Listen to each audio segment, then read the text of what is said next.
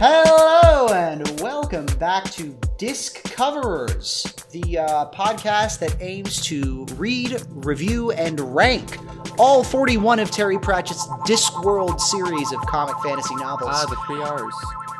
Yeah, it makes you remember it easier because it's alliterative, one of those weird little language tricks.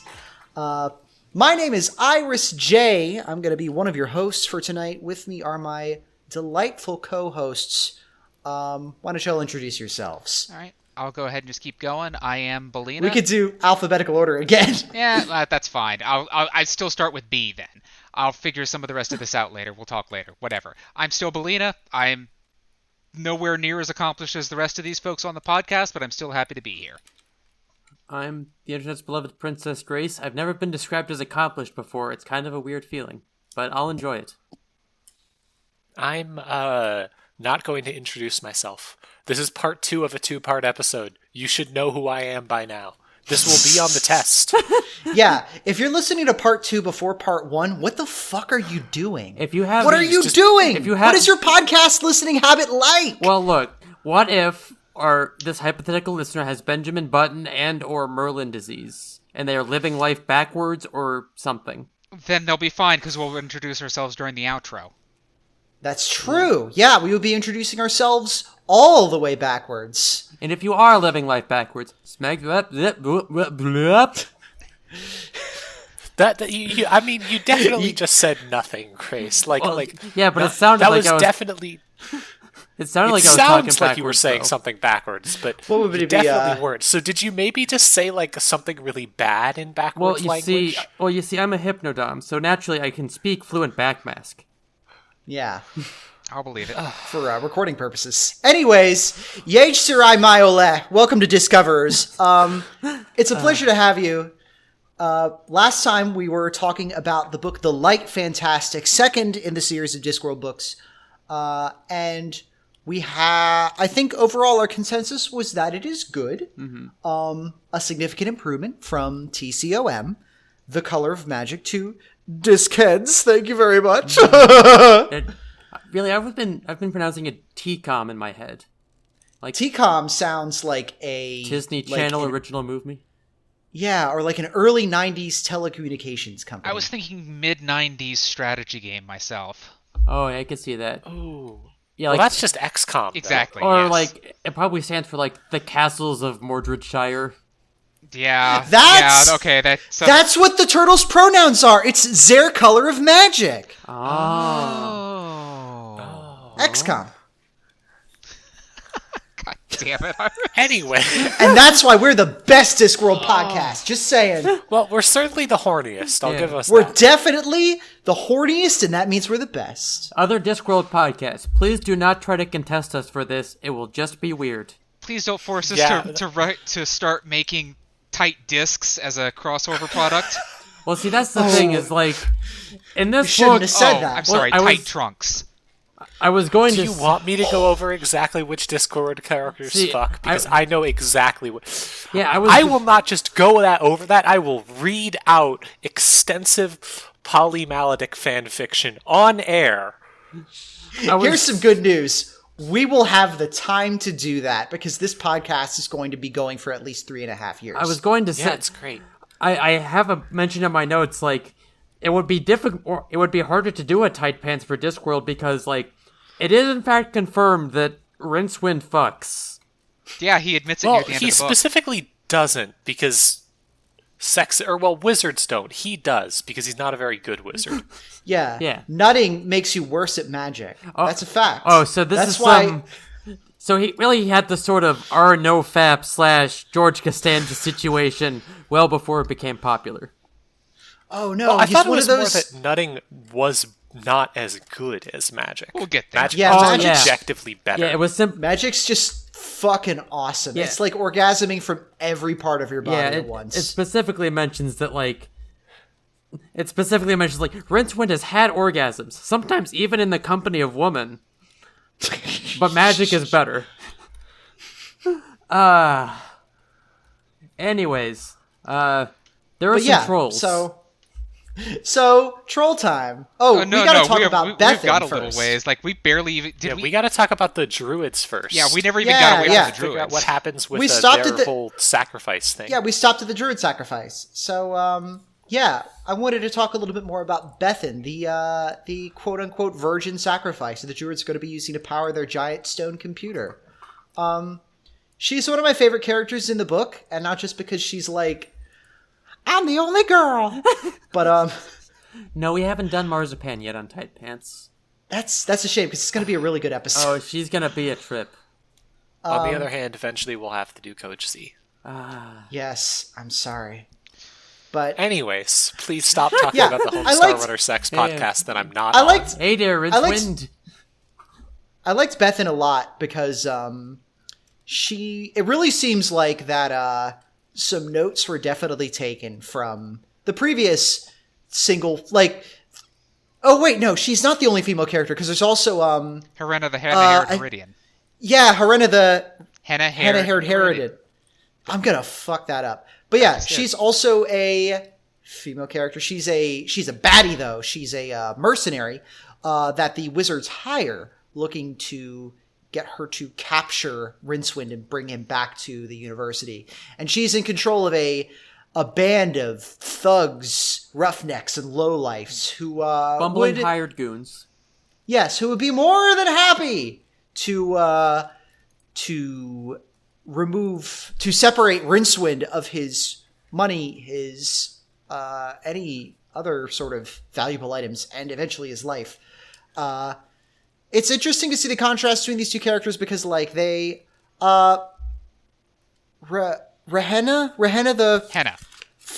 Henna Sorry. yes, her, the mercenary lady. Yes. I'm going to screw that up so many times. I thought it was interesting that she's a lot more of a you could kind of feel her gender roles chafe against her a lot more than Bethan, who is pretty much just like, oh yeah, she's after she escapes from being a virgin sacrifice, she's just sort of like the girl who hangs around, and she's like into Cohen, but she also kind of makes helpful suggestions with the group and stuff. Whereas, like, with Henna, it goes into detail about how kind of shitty her situation was. I think I made notes about... She was too big to be a thief, too intelligent to be a wife, and too proud to enter the other profession. There it was. Yeah. So there's some gender politics there. Some gender politics happened. I don't think they're very good, but again, this is still a pretty early. This is still The a pretty Seamsters early one in the Union hasn't series. even been formed yet, so Yeah, he's exactly. He's still kind of bumbling around with some of these things. No, yeah, and there's definitely women later on in the series who have other jobs and stuff. I mean- and like, especially when we get to like the novels with the witches, which is like, you could argue they're all about women and doing and like what gender roles are and stuff like that. We're going to start to get into that in Equal Rights, though. I don't think the witches are quite like fully baked yet. Well, in that we're book. going to get into it in just a couple minutes when we actually go to finish, when we can hold on to the plot for more than like 2 minutes at a time. Shit. Because okay, you know, sorry, alright, keep so- going. I've rambled on for too long. Okay, so Two Flower breaks up the sacrifice. This starts to go sideways. Cohen arrives because, you know, it's a hero's job to just arrive randomly at the last possible second for no apparent reason. Mm-hmm. The four of them end up just sort of scampering off. Two Flower gets poisoned. It's apparently a magical poison because it literally separates his soul from his body. And they need to go get help. So the four of them which is end wild. up back with the step folk that Cohen was hanging out earlier with. Because, you know, he's got cred with them because, hey, he's a legendary hero. He's the best. And there's a brief bit there where I can't remember what the Mystic Lady was. I don't remember if she had a proper title or a proper name. But she's sitting there drawing. Okay, they call it like Karok cards, but it's the tarot. And she's drawing tarot cards, and they're all coming up wrong because magic is starting to go a little bit wonky as this star gets closer and closer. And like one of the cards she draws, of course, she draws the death card, and Rincewind is just going, well, of course she fucking drew the death card. And looking on the death card, there's A, the red sun, and B, Two Flower and the luggage. Mm-hmm. Is that good? Oh, that's that's pretty much the way it goes. Oh, they don't actually say her name. They just refer to her as the chieftain's grandmother. Okay. So it's not just you. They didn't actually give her a name. That's good. Okay.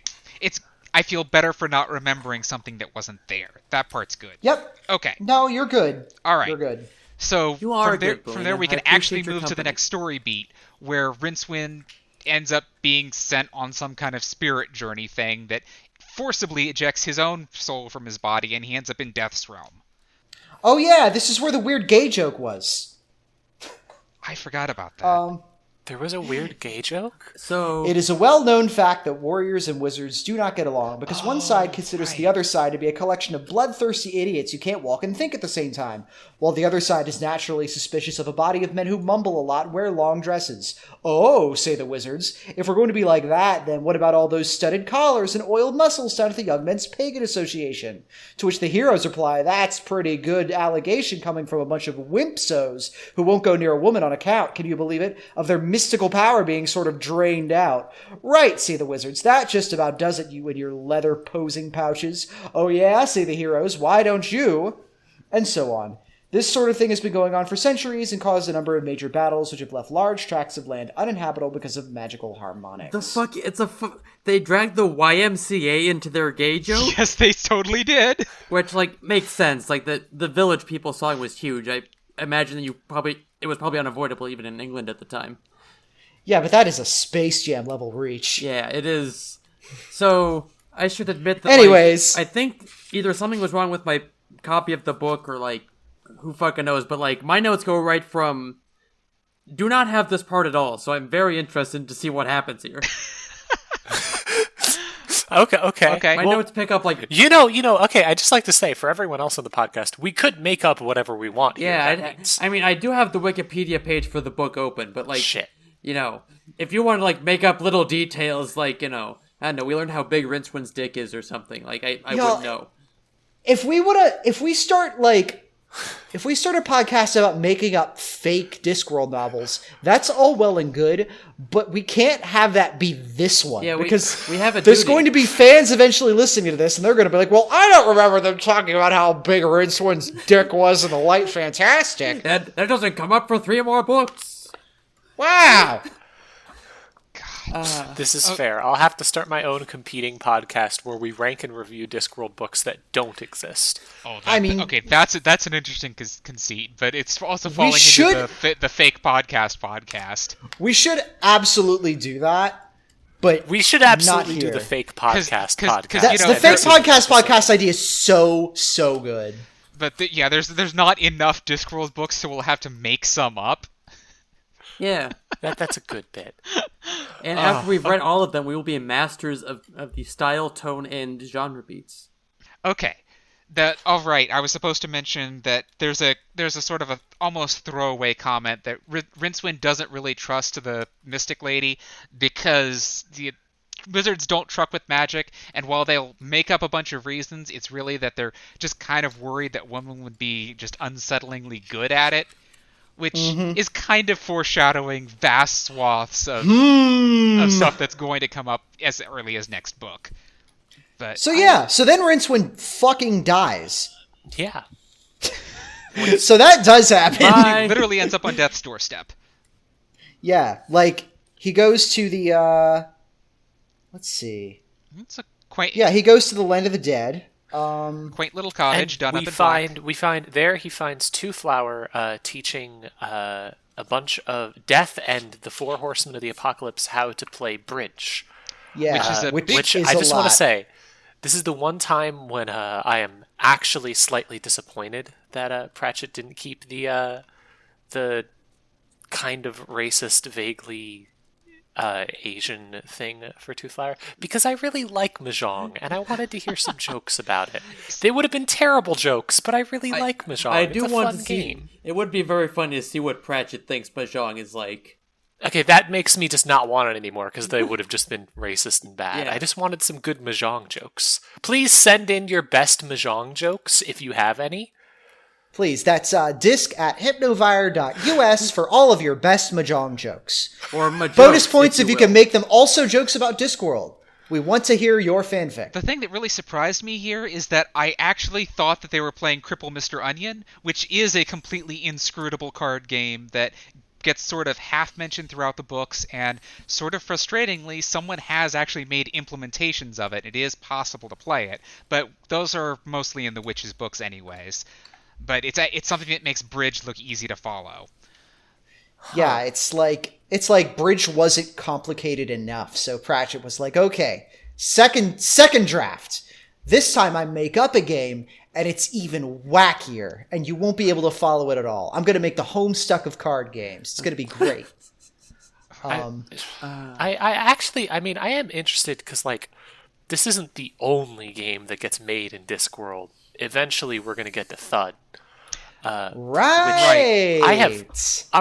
This is a completely, like, unrelated aside, but I have always wanted to play Thud and see how playable it is. Good news, it's actually based on a real thing. Oh, hell yeah. Yeah, I actually found out, I don't remember where I found that out, but I read that recently. It is based on, I think, an Icelandic school of games, but something very close to Thud does exist. Well, people have actually made just Thud as a game. That's not surprising Plenty of either. times. Well, there's four of us, so we can actually... Oh, wait, Thud is 2-player. The rules of Thud are very, very explicitly laid out in Discworld, so it's not a hard game to, like, make that for. Right. I'm just mostly concerned with, like, it is essentially the Ankh-Morpork's version of chess. How interesting is it? How actually playable is the game that Pratchett made up? Can't be worse than Quidditch. And I've blown our entire Harry Potter quota. Sorry. All right. I mean, it's probably for the best. I remember back before the turf days, you could make 3 Harry Potter jokes an episode instead of 1 a year. God. All right. So, Two Flower ends up just sort of inadvertently massively confusing all 4 horsemen. And that sort of distracts them long enough that Rincewind can grab him and they can try to make it out of there, only to be stopped by Isabel. Isabel! Does she have a name in this? It's Isabel, She does, yeah. Okay, cool. Okay, I'm She's in imagining the this. Animal Crossing dog, so, like, maybe You're I'll not just keep talking. super far off, really. Yeah, it's pretty much kind of her whole personality. I mean, she is the adopted daughter of death. She's not the only person who will have that title, but she is the one that we've got right now, and we will hear from her again at some point in the future. But she is the only person really paying any attention, and she attempts to wield Death's scythe against Rincewind and Two Flower, but because the luggage is so good at following its master that it literally followed Two Flower to the afterlife, which has been mentioned at least twice now. Well, yeah, it's like there's a whole thing about how Pharaoh, the kings of old would have their belongings made of sapient pearwood or whatever, and for this exact reason. Yeah, and so you can take it with you. Yeah. So the luggage sort of barrels in out of nowhere and catches the blade, and because the thing is also basically indestructible, this scythe that can cut words and air in half gets caught and sort of breaks off because Isabel's not very good at swinging it because she's just a girl. You know what I mean, because she is young and inexperienced, not because you know what I mean. Anyways, so the 3 of them, Rincewind, Two Flower, and the luggage fucking book it, and somehow or another they actually get out of there. They fall down like a big time hole. And they get out. Okay. Yeah, they kind of like fall into the Well of Souls and sort of it's back at the... It's sort of just like... And then they fell into another plot device that got them to the next part of the story. I mean, they were... Honestly, a lot of the book feels like that. It's just kind of like... it's not nearly as bad as The Color of Magic was, but a lot of it's just kind of like, okay, so you're in a bad situation. How do you get out? Run. Here's a plot device. And the plot device is like, okay, you did it because of the luggage. It made sense, but... More importantly, it's still just a random They were plot following device. the little trails. There was like this blue thred that was leading back to their bodies, and they were following that. Or at least Rincewind was, because Two Flower fainted because he got... Did he get like directly injured, or did he just fucking pass out? I forget what it was. I think he just passed out, yeah. But I know that after that, Rincewind finds himself inside of the Octavo, which is interesting. Yeah, and the Octavo kind of gets described a lot like the tree was back in The Color of Magic. It gets like this weird fourth dimensional space inside of a three-dimensional object, which is also conveniently made out of former wood. Yeah, makes sense. Paper's trees. Yeah, and Even though the trees don't like being called trees. Yeah, he just kind of freaks out a little bit because, of course, you'd freak out if you're stuck in a book. We've all played Myst at some point. We've all gotten the bad endings. Oh yeah, I have a picture of myself I took at a con somewhere where the guys who made Myst had a booth and they had like a book. They had like a little linking book with a little window in it, so you could take a picture of yourself stuck inside. Oh, that's adorable. That's incredibly good. That's so good. cute. And I'll post it after this. But yeah, so he gets a few moments of the Octavo telling him how bad the stakes are and reminding him, hey, we sort of stuck one of our spells in your head specifically because you're extremely good at running away. We didn't want you to cast the spell. Nobody can really cast the spell until it's time or bad shit's gonna happen. So we sort of hid one of ourselves in your head. And oh, by the way, please don't throw yourself off the disc again. That really sucked.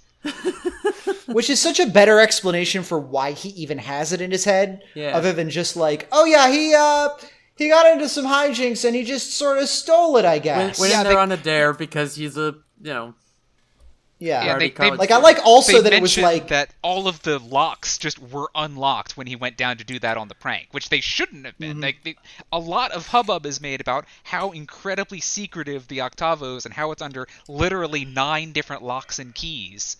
yeah. And So in how the fact, fuck did he do it? Because all the doors were unlocked for some reason. Yeah, and and Rincewind was like, "How do I get in here? I've done it before, but like it's locked now. Fuck." Yeah, this is also the point of the book without. Oh, sorry. You also, Rincewind gets a little bit of character development over the course of this book, slowly coming more angry at the Octavo, pushing back against it, being like, "This sucks and I hate you." Yeah, like I can't do magic because of you. Fuck you. Yeah, going from my only response to everything is I'm going to run away as hard as possible to this kind of sucks and I'm actually mad about it. Yeah. Yeah, he kind of that was starts learning how to nice. process his adrenaline over the course of the book. He gets like a backbone. That's cute. Yeah. He does shit. That's adorable. Yeah, he. The way you said that was so evil. I'm sorry. Oh, you got It's a reflex. You've grown a spine. How cute. It's Oh, you managed to kill someone in this one. Congrats. this is also where the iconograph comes back. Oh yeah, get a little very cameo very from him. briefly they finally remember that, oh right, we've had the camera the whole time.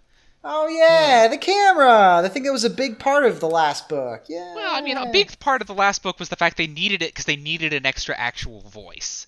And that hasn't been nearly as much of a problem as it's been, in this one. We've had more interesting characters. We've had more interesting interactions with those characters. We haven't needed this extra audience surrogate. Yeah. This book has good writing. Imagine. We don't have to have our so- hero talk to a camera for a couple pages about how weird it is that we don't have lightning pulling our plows or whatever. Rincewind gets out of the book, comes back to the real world, pissed off and kind of annoyed at the fact that he was in a book, and that he now knows why the spell is stuck in his head, and then they go to a little town. Did they go to the town yet? No, they do the trolls first. Yeah. It's the trolls and then the town. There's a whole thing with the trolls, yeah. and then they wind up in town.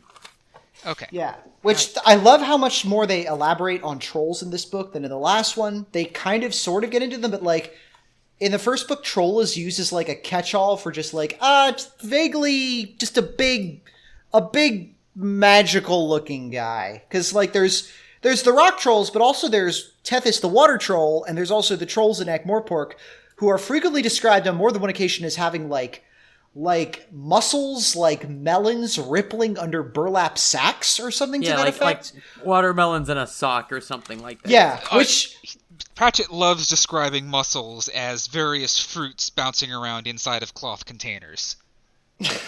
That's an incredibly specific thing. Well, but he does it 3 different times in this book when he's describing God. the orangutan of the librarian. He does it twice for the trolls. I think he describes Kohen at least once like that. Huh. Just some really old eggs bouncing around inside of a tube sock. But old eggs. So okay. I really liked the bit with the trolls, though. I really liked the joke of them having a prophecy about Rincewind and then just being like, well, we're supposed to not bite you. Yeah, if Rincewind shows up, don't bite him, and that's the entire prophecy. that's it. Just don't bite him too much. Be nice to him. Help him out and don't bite him. And they've developed it. the whole mythology about him, and he's just like, they're not going to bite me. This is amazing. Yeah. Hell yes. And they're all like, all of our other legends are much more interesting. Back in the day, being a rock used to be something to talk about. It used to be way more interesting. There were more volcanoes. There weren't any of these lousy sedimentary or rocks lying around. It was all igneous, baby. Mm-hmm. And I also liked how, like, a big problem about trolls is, like, they don't die, but, like... they do catch philosophy. Yes. At which point they just sort of, like, sit down and, like, become immobile, and they just turn into the landscape. Yeah. Which is so great. Because they're thinking about stuff. And there's a whole thing where, like, it talks about how, if Rincewind were to get eaten, he would kick and scream and scratch all the way down. So he's either a great Vor brat or a lousy Vor sub. Oh my God, Grace. Jesus Christ. Oh, awful. But yeah, this is also the start of where, but like, trolls have a little bit more of a delineated, anatomy in this, and this is also where we start hearing about their silicon brains. Yeah. Which, work better in colder environments, which is why so many trolls live up in the mountains. Yeah, which, again, this is a time where, Pratchett is a nerd, and he also has that Hideo Kojima thing where he learns about a thing and then puts it in the book. Like, what he did was, like, he either saw or heard about, like... Because remember, this is the 80s. Computers are giant silicon brains that live in air-conditioned rooms. Mm-hmm. And so, like, oh, no, that makes sense. What if... They gotta stay cold. Yeah. This specific thing about trolls thinking better when it's colder and the like, this is going to actually be extremely important, especially in later books. Yeah. Like, We're going to be getting a regular troll character, and that's going to be like a factor. So that, I mean, I love this character. I am so Yes. excited, and I do not want to talk about them because I don't actually want to spoil this. Oh, yeah. I No, hate how much of the early episodes of the show is just going to be us being like, oh, we're going to get to the good stuff in like a year. It's going to be so fun. Okay, this is a completely different aside. And I'm once again eating up time, but I'm interested to ask, what to you is the start of quote-unquote the good stuff, where you're going to start being like, oh yeah, this is what I've been waiting for? I mean, I feel like that is going to differ for everyone.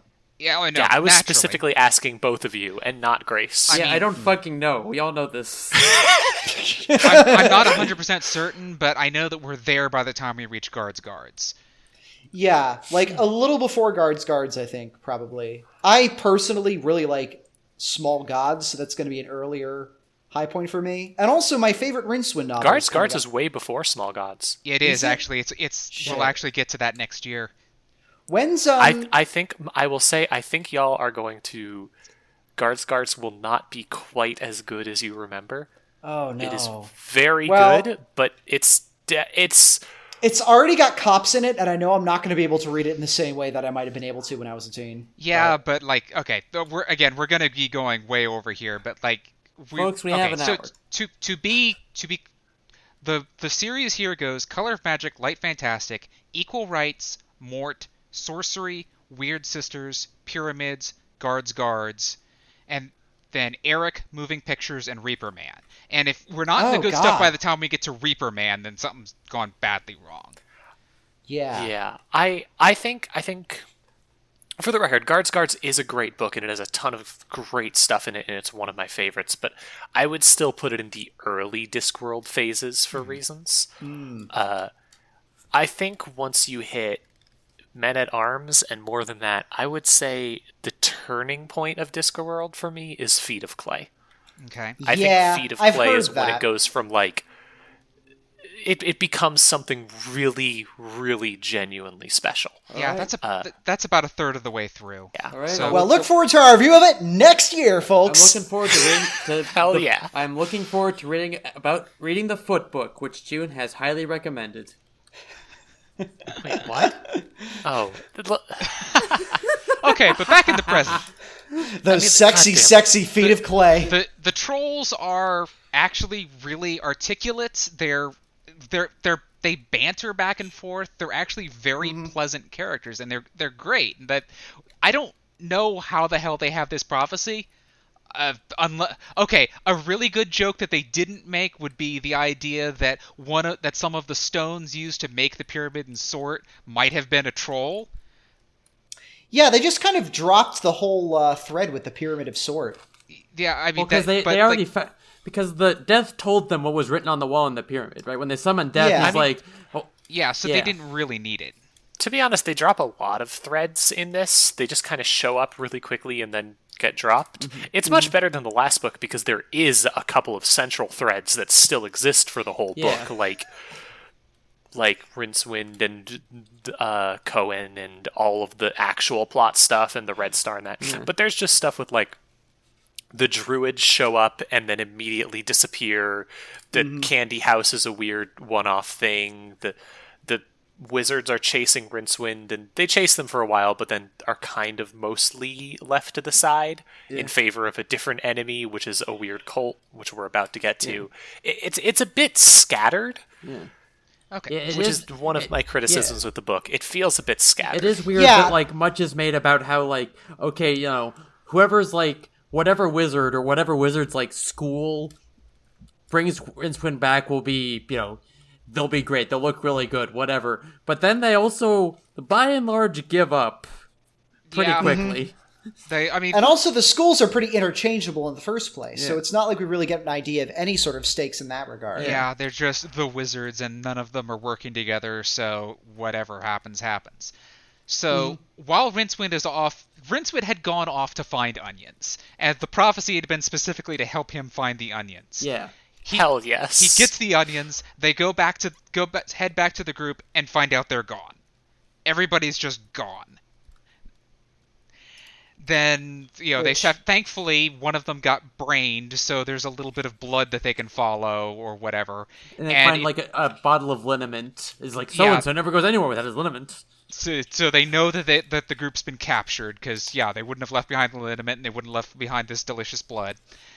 And they pretty quickly find out that Helena and her gang have managed to kidnap Two Flower, Bethan, and Cohen. And the luggage. And, well, they didn't... Okay, yeah, you're right. They did actually tie up the They luggage. did capture the luggage, because the luggage actually eats one of Yeah, them. there's a whole thing where like they try to open the luggage and they're, you know, et cetera, et cetera. Yeah, that's a little bit later. They all end up getting... They end up crawling up into a convenient cave, and it just so happens that cave is actually the mouth of the biggest troll in the area. Yep, old granddad. Old Granddad. So this is Grandpa! this book has a lot more moths than the first book did. Yeah. It's very Maw-centric. It's a pretty Vorny book, I'll say. Yeah. But, yeah, so they Are we crawl into this... Are we going to start a rating for the Discworld books, not just on which one is the best, but also which one has the most vor? I think we were I don't know. gonna build like a kink matrix last time. Yeah, like Oh God. I mean, for A tight pants, I database. keep a spreadsheet. We might need something more multi-dimensional for the Discworld Kinks zone, or something like that webpage that lists every episode of Totally Spies and what kinks are in it. Oh God. Oh Look, God. it's either that or we start making 41 different F list pages. No! No, this is. We need to get back on track. This is. How did this become the horny Okay, episode? But yeah, one of them gets vored by the luggage. They all nearly get vored by Grandpa when they start a fire in his mouth. Yeah, and there's a whole which- thing about how trolls don't like fire, destroys their silicon brains. Yeah, because it fucks them up with their thoughts. Yeah. And they also, they can't operate in sunlight either for this reason. Yeah. That's a big thing. And that's like part of like real life, like traditional troll lore. Is that they turn to stone. It's also true of computers. They overheat. Yeah. Yeah, if you put a computer in the sun, it instantly falls apart. It can't work. That's why gamers have to work in the dark. Yeah. And this is where, again, we get into some of the weird gender politics, where he also... Pratchett's trying, bless his heart. He talks about how being a swordswoman sucks because the men don't take you seriously until you kill them, at which point it's too late. Yeah. He's trying, but... yeah, he's recognizing that females in a typically male profession need to excel and also exhibit outward aggressiveness far more so than their male counterparts. Yeah. However, his expression thereof leaves something to be desired. Yeah, because that's right before he goes on to, like, she was too big to be a thief, too intelligent to be a wife, and too proud to do the other profession. So, was Terry married when he wrote this? I don't know, but also I know other married writers who do much worse. So. Yes, like, this is I know he didn't intend it like this, but it sure does read as a "take my wife, please" sort of situation. My horrible wife. Am I right, folks? It's not great. It's definitely just bad. So yeah, there's after all that happens, okay, there's a big fight scene where Grandpa wakes up and he starts get real mad at somebody's inside of his mouth, and that's when all the other trolls show up as well, and they're there to fight the Harena's gang of no goodniks. Mm-hmm. But then it quickly becomes a fight to outrun old Granddad. Yeah, like old Granddad wakes up and it starts going Shadow of Colossus. Yeah. Thankfully, the sun comes up, and that is the only thing that saves anyone. And quite thankfully, despite the fact that he's literally the size of a mountain, he stops moving very, very quickly when the sun comes up. Yeah, because he's been sleeping for a long time, doing philosophy. He gets woken up by the fire in his mouth, and then he gets up. People like some folks manage to jump out of his mouth while it's so close to the ground. Others are trapped up there until they can climb down. And then there's my second favorite part of the whole book, which is where let's see, I have the physical copy, so it's 2 whole pages are devoted entirely to Cohen trying to fight the luggage. Just one luxuriously described, like, old man fights box. And that's so it. good. To his credit, it's so good. He does a really good job. He really holds his better own than anyone else. And someone says, like, look at all the gold in there. We'll be rich as creosote. Yeah, I just love that we got to have that. Was something we didn't get with Run or anything. It was like, okay, who would win in a fight? Somebody who knows what they're doing, or the most unstoppable box in the world? Yeah. I firmly believe the Cohen would have won in an extended match. He might have worn him down eventually. He might have succumbed to his wounds after, like a Belmont, but I think he would have been able to. At least he would have claimed the gold before he died. I think he would have lost. I don't think you can win that fight. It's certainly implied that, like, if Two Flower hadn't stepped in, he would have, like, forced the luggage open. Which just feels so wrong. Yeah. Oh. Yeah. It's a very good bit, especially because it kind of does this thing where, like, both of them are very stupid. It's an old man fighting a box, but at the same time, they're also the two most capable characters in the entire book. Yeah. Like, you have this thing where it's like, really, you're going to have the old dude fight the box, but then also this is the most interesting fight in the book because it's the two most interesting well, not interesting, but, like, powerful characters. Yeah. It's better than Batman v Superman. They don't have to blow up any buildings for it. No, you want to see the weird ones fight. Yeah. What? The two weird characters, make them fight, or kiss, or fight and kiss. Basic Basic tropes of all great Superman stories. should kiss. I think Conan should kiss the luggage, but I think the luggage should be tsundere about it. Yes. I think It's not like I like you or anything. I think you Baka. should read my Slow Burn Coffee Shop AU.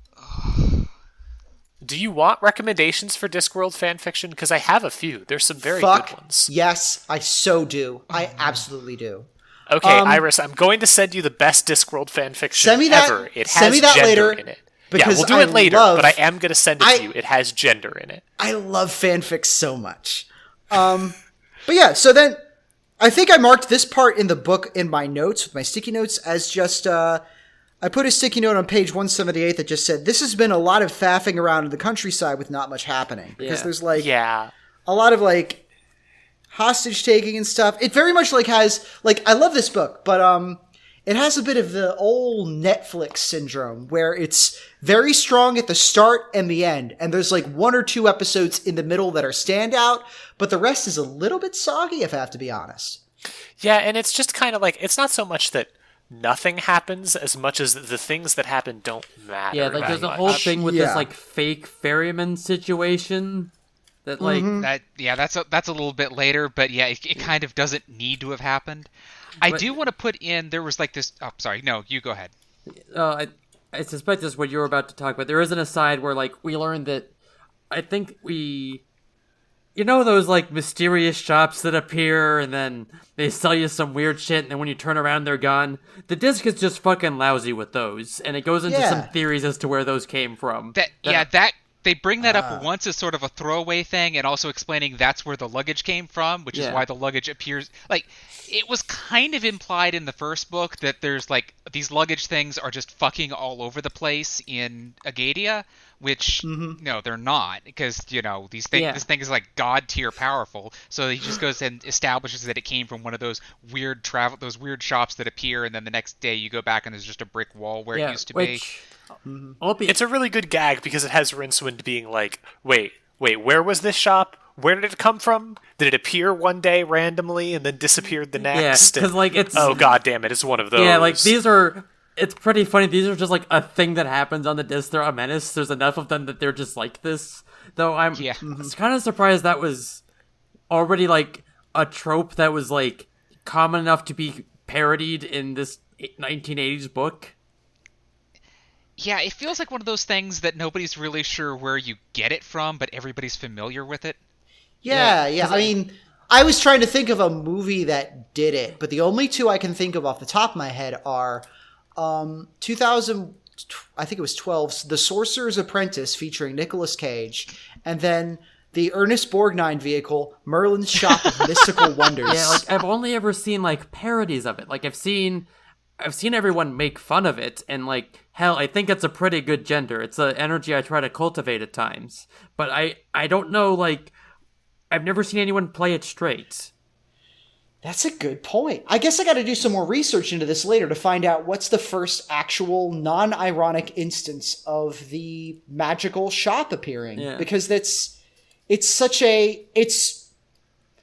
the simulacrum taking the place of the simulacra. We've all parodied it so many times Yeah. that the concept of parody has replaced the thing it's parodying. Yeah. A little Baudrillard there for you. So That's a bit ahead though. Yeah. First they go to a town with Anyways, a they go to Yeah. a city. Well, no, so they mention this now, and then like it pays off later. Yeah, and then Yeah. I have just like this one stupid, well, I guess two tiny little things that I want to point out from this section. One of the goons kicks the luggage and manages to leave an ugly gash on the side of it when nothing has ever scratched the luggage up until this point, and this is just never mentioned again. And two, okay, they mentioned specifically that they come out of old granddad, they kind of burst a hole somewhere in the top of his head and climb their way down. In fact, they specifically mentioned that they had to climb down an oak tree that was coming out of his nose. they had to break through his teeth. Remember? Yeah, Yeah. no, His that's the diamond thing. teeth, and How there was did a whole why did they thing. have to climb past his nose if they came out of his teeth? Yeah. Troll physiognomy. Yeah. It's a mystery even to the most wizened of xenobiologists. Yeah, like I think it is implied that like I think his body was shifting around weirdly. Who knows? Yeah. Yeah, but his most think of what Maybe kind of he pose had you have to one be in. What if he had one hell of an underbite? Yeah. That's like somewhere beyond Homestar levels of underbite. Uh, I get like maybe if he was like craned around, if he was like arched over them, and like no, again, I kind Maybe of read he that had 3 fallen times down going, on the ground, and they were climbing down his forehead. yeah, it's just none of that really followed. Because that, I mean, would you describe that as high on his face if they came out of his mouth?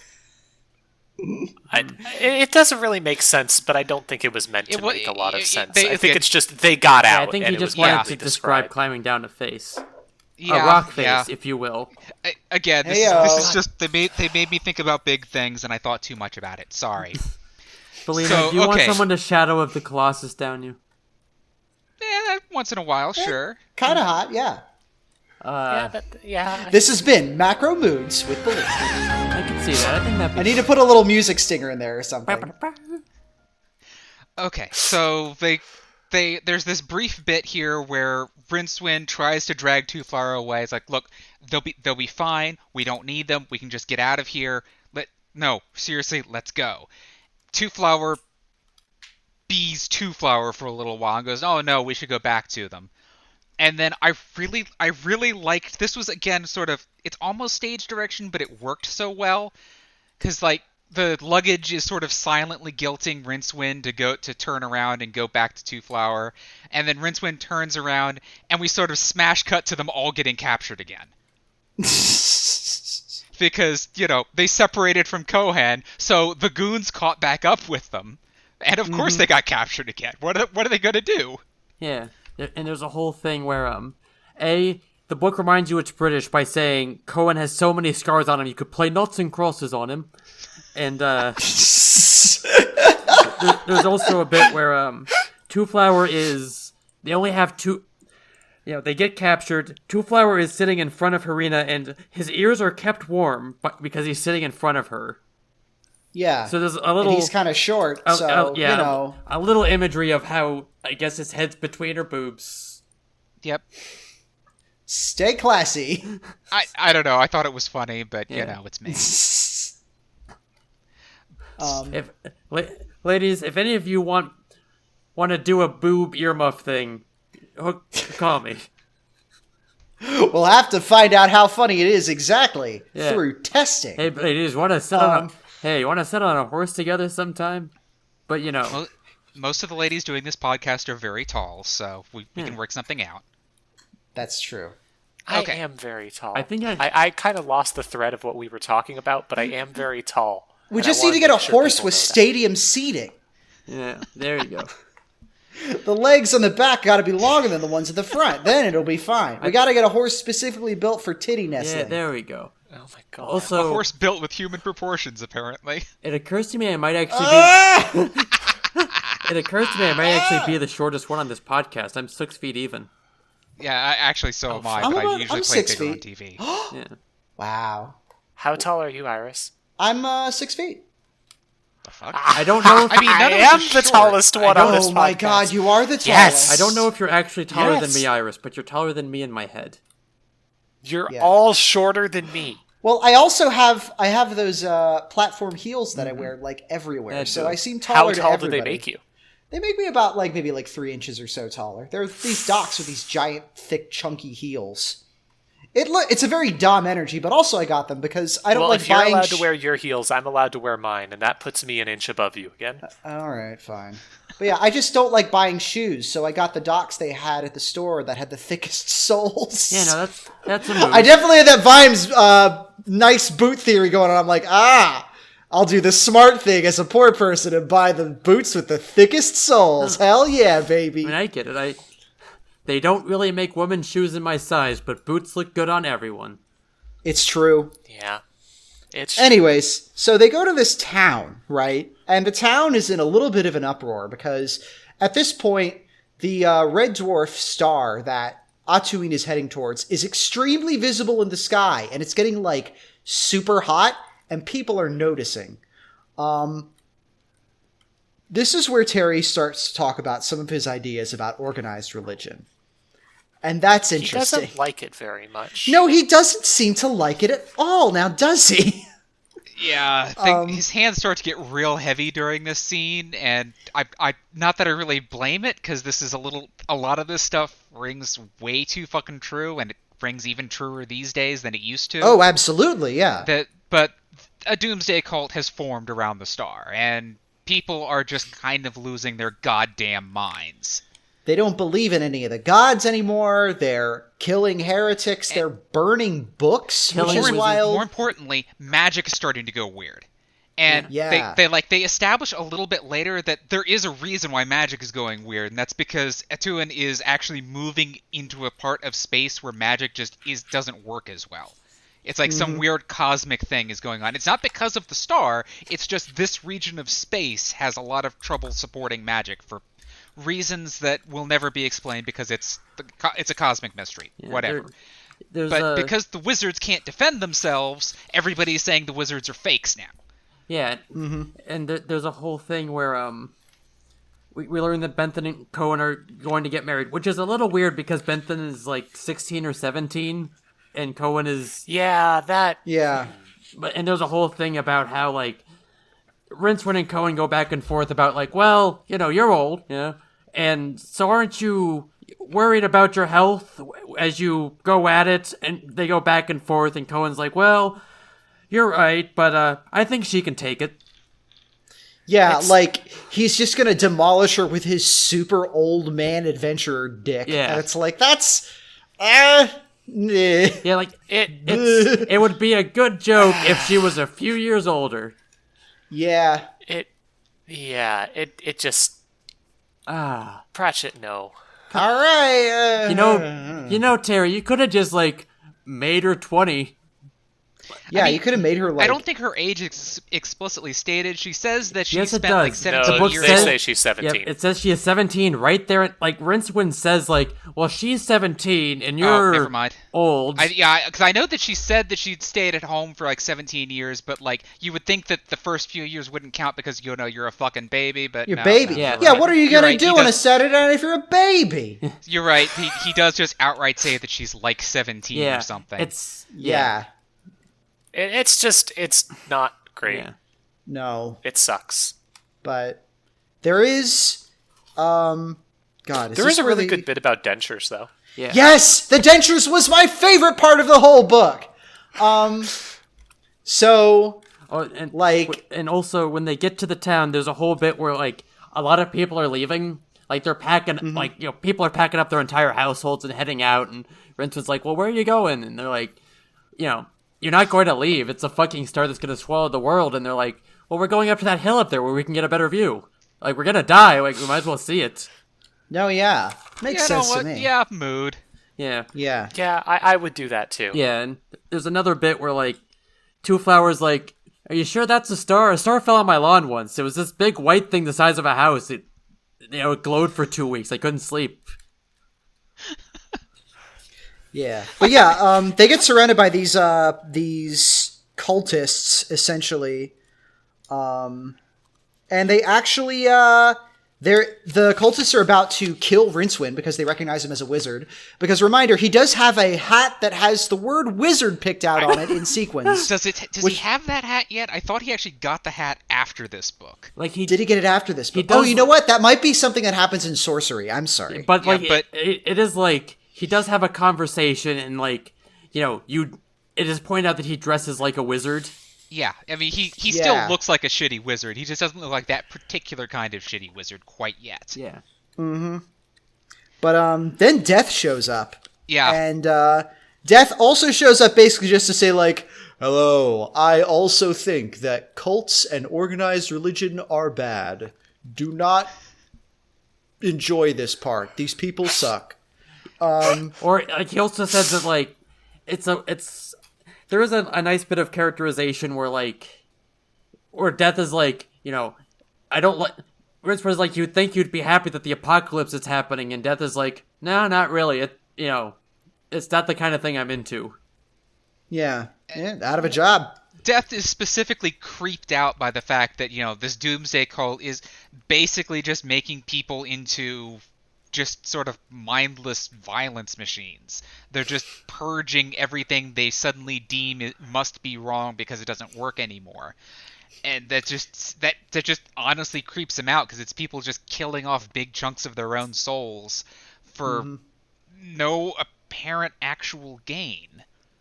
To make a cross-nerd reference, it's like they found out what the anti-life equation was. Oh. Oh, God. Everyone talks about the anti-life equation, but no one talks about the anti-wife equation. We Really were just make talking this about that about like half an hour ago. Anti-wife equation? That sounds terrible. Yeah. Yeah. I want a pro-wife equation. Yes. Wife Where do I equals find good. that? But yeah, then Wife equals good. so then I guess the Octavo's self-protection instinct kicks in, because then Rincewind gets he gets juiced up with magic all of a sudden. And he fucking kills this guy. Yeah, he zorches a dude out of existence. It's It's just great. deleted. Yeah. Yeah. So good. It's like all of the magic that he's ever done in his life comes out as this one burst. And it's not he even never gets to- necessarily him doing it. Before this was a couple times where the spell in his head will speak through him and say the star represents life, not death. The beach is a good thing or whatever. And it'll come out of Rincewind's mouth, but it's not his voice and he doesn't remember saying it. Yeah, I mean, Yeah. I think this is also just kind of establishing the fact that the spells, when separated, are just fucking disasters. Yeah, Whatever they are supposed to do, they do really bad things if you use them by themselves. yeah. Which makes you really wonder why the spell kept trying to get it well, okay, I guess the spell was trying to get it said whenever Rincewind was about to die, because it didn't believe that Rincewind was going to get through it, and it just wanted to escape before it had to crawl out of his skull. Probably. It's also implied that if Rincewind had said it, it would have then stopped being in Rincewind's head. Yeah, it would have escaped. And to be frank, being in Rincewind's head does sound like a fucking nightmare. Yeah, so. and yeah, absolutely. But the spell also spends after this. The spell spends the rest of the book just kind of sulking in Rincewind's head until to the point where Rincewind has get tough with it. Listen here, you fucking spell. You've been in my head long enough. You ended my career as a wizard. You're going to get out of here. Yeah, he does a little bit of a pout and a stamp of his feet mentally later at the end. Yeah, but It's good. basically after Rincewind casts a spell, kills a guy, has his big magical orgasm. And then Would you like me to do a spell? Said Rincewind. He pointed a finger at a passing dog and said, "Wee!" It gave him a hurt look. "Making your feet run a lot faster would be favorite," said Bethan grimly. "Sure," slurred Rincewind. "Feet, run faster!" "Hey, look, they're doing it!" Again, that's after that, good physical comedy. Yeah, after that, he's pretty useless. He's kind of loopy and out of it, and eventually he just passes out, and they have to... There's a really good scene where they're cornered by this angry mob, and they're fucking Weekend at Bernie's-ing him, where, they're propping up his unconscious body, and they say, "We've got a wizard, and we're not afraid to use him," while they wave his hands magically. It's in a similar way that he did in the first book before he punched that guy in the dick. It's really good. Mm-hmm. It's a good bit. This book has some good physical comedy. Yep. Meanwhile, and then they're able to escape just in time by hopping into a one of those magical shops that just appears. Yeah. Yeah. And meanwhile, Cohen is getting dentures. Yeah, we go to a jeweler's whose name is really long, but the joke here is that it says established various. No, that was the sign on the traveling shop, wasn't it?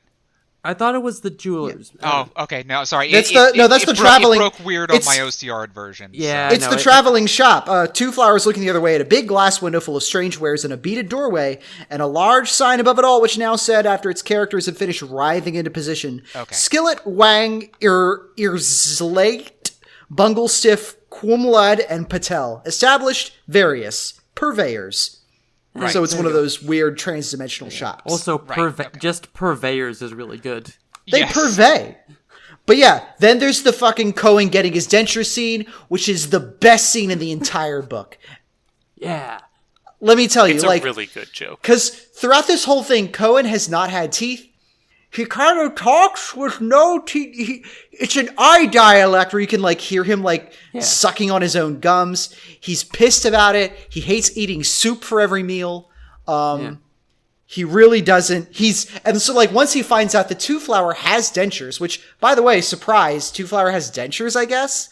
He's like, oh wait, fake teeth are a thing. Yeah, or at least like Two Flower has had some dental work done. Yeah, like he's introduced this man to the concept of fake teeth. Right. Which so you'd think this would have come up at some point, but you know, he's a barbarian. He's not like a big idea haver. Yeah, because like I mean, it could also be that like Ankh-Morpork doesn't have fake teeth. Yeah, because like it's possible that this is another thing that the Agatian Empire has that Ankh-Morpork hasn't caught up to yet. And again, Cohen, like, he lives his life on the road. There's a whole thing where I forget if it's Cohen or if it's or if it's Barbarian Swords Lady, but like I think it's Cohen, because like Cohen like sees the money in the luggage and he's like, imagine I could live somewhere with a bidet. That was Harina. There you go. She very just clearly did not like life on the road. Yeah. And just wanted to be somewhere more comfortable, and I can't blame her for it. Yeah. I wish she was in a better book. Yeah. But yeah, so the denture scene is kind of a fake out to start with, because, you know, Cohen just mentions that he's going to get married to Beth, and he's like in this jewelry shop fingering a bunch of rings, and it's like, oh, okay, he got some diamonds from the troll's mouth, and he's going to have it set into like an engagement ring or something. But no, he makes a set of teeth out of troll teeth, which are diamonds. So whenever after this, one, he talks normally again. Like, he talks perfectly, no eye dialect whatsoever. Yeah. And two, whenever he talks, the book describes like a million little points of light sparkling out of his mouth because he has the most expensive teeth in the world. He does. It's so He good. does have one of the tooth shards set into a ring for his. Oh no, you're right. He does. Yeah. There's an engagement where he has this like handful of diamond tooth shards, and he says like, hey bud, like, I'll give you like this pile, like you set one of them into a ring, you make some teeth for me, and you can keep the rest as payment. And the jeweler, Lackjaw, being of the quote dwarvish persuasion, recognizes that as a good deal. And like then a bunch of like star cultists come into the shop, and like, you know, we've seen Cohen kind of be a little bit adventure-y up until now, but now it's like, oh, he's like on. It's go time. Yeah, because right before this, there's a thing where like, you know, the dwarf is like, yeah, I'm one of the magical races, as they say, so naturally these anti-magic assholes are going to like come in here and give me the business.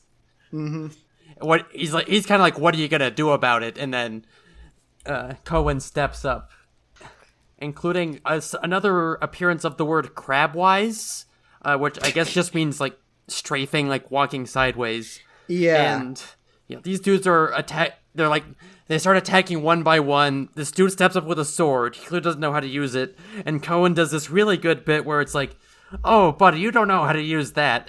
At least let me die by someone who knows what he's doing. Here, let me show you. Okay, so you put your hand here, you do the pommel here, and then you do this, and he just kind of drives the sword through the dude's leg. Yeah, and the blade goes right into your leg like that.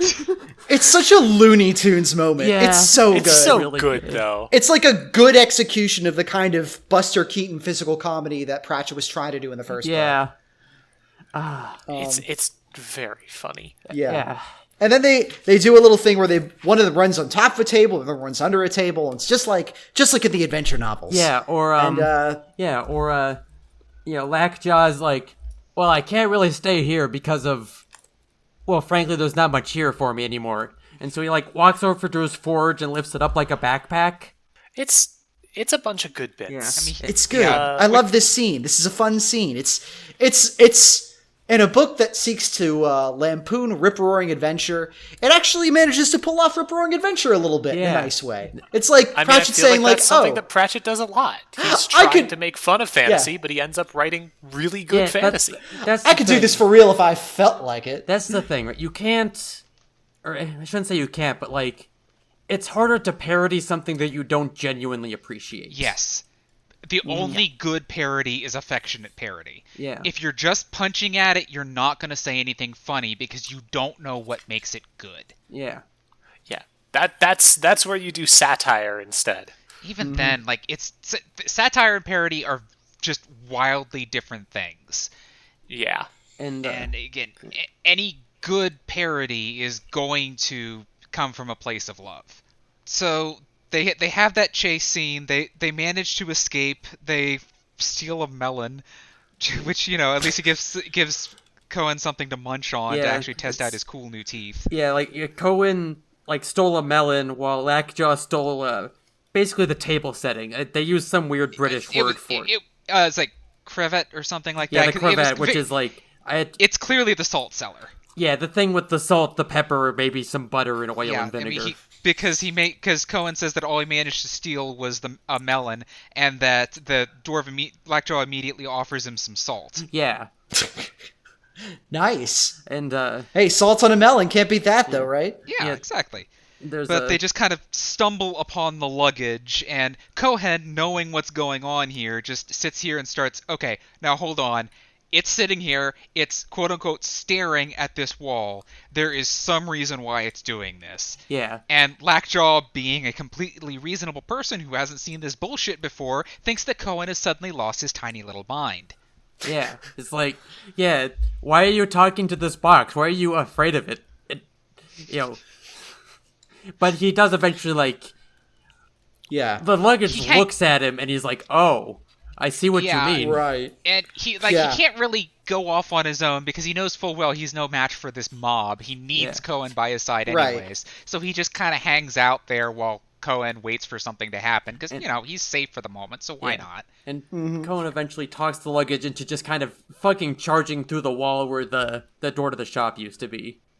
Yeah, which isn't anywhere. I think he ends up riding it. Yeah, they end up riding later when they land when the traveling shop lands somewhere else. But for now, we cut into the traveling shop. Where before this, there's a this is where the book burning happens. Where we see these star people they're burning books, and the phrase "star people" is repeatedly used. They're burning books, and Cohen is like, that's terrible. That's terrible.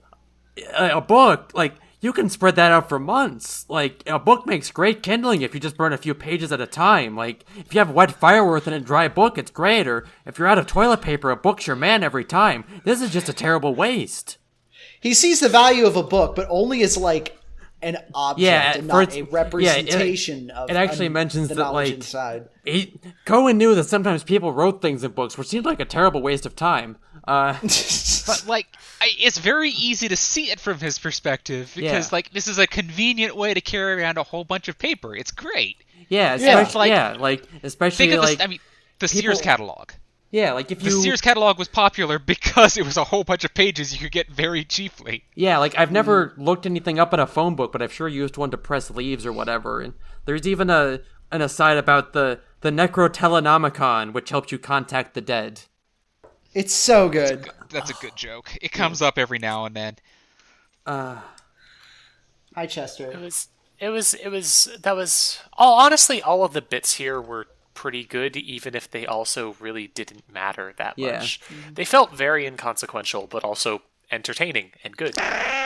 Okay, sorry about that. Minor break. My cat actually stepped on my keyboard and fucked up the recording. Excellent. Your cat hates Discworld. Yeah, Chester's a little bastard man, and I love him, but sometimes he does bad things that I would not like him to do. But yeah, speaking of bad things, Rincewind and Two Flower and Bethan are stuck in this tiny little shop run by this shitty little man who, it's basically just a shop full of crappy souvenirs and stuff. Yeah, You sound extremely mad about this. He's a little bullshit man, and I hope he dies. This man sucks. Tell him I hate him. Just the way you were coming across, he's just a tiny little man. Sucks. I'm sorry. He's a shitty guy who sucks. I'm bringing a weird energy into this. And he's got depression, don't forget. Plus he's got depression. There's a good the way it's described is this. It's like a storeroom that's got. And it looks like it's got everything. Well, there's one thing it hasn't got. What's that? Well, it's fresh out of exits. But tish. Yeah. Because the door has just fucking disappeared because the shop got moving because he didn't actually expect anybody to climb in because he had just stopped in this universe to get his bearings real quick. Because apparently his shop just bounces around the entire multiverse. Yeah, we learned that it's a wandering shop, or tabernante vagantes. There's also the bit where Two-Flower walks in, sees a snow globe, and immediately thinks it's the most beautiful thing he's ever seen in his life. Or like hit this weird little model, this like weird little house covered in shellfish, and it stores cigarettes in the top. This is a distinctly like British thing. Is like tchotchkes covered in shells as like a seaside souvenir. Yeah. That you see it sometimes in America, but it's a lot more a thing in Britain. And this is where they go into the bit of like, oh, well, there's a number of theories about why these shops exist, such as, they're part of an ancient precursor civilization, or they're a way to dodge.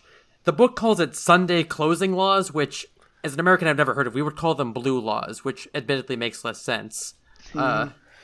And of course, these explain the observed facts, and they are completely and utterly wrong, as we find out pretty soon. Yeah, I'm actually kind of surprised that he divulges why he's doing this in the first place. Well, it's because Two-Flower has an honest face, which, sure, why not?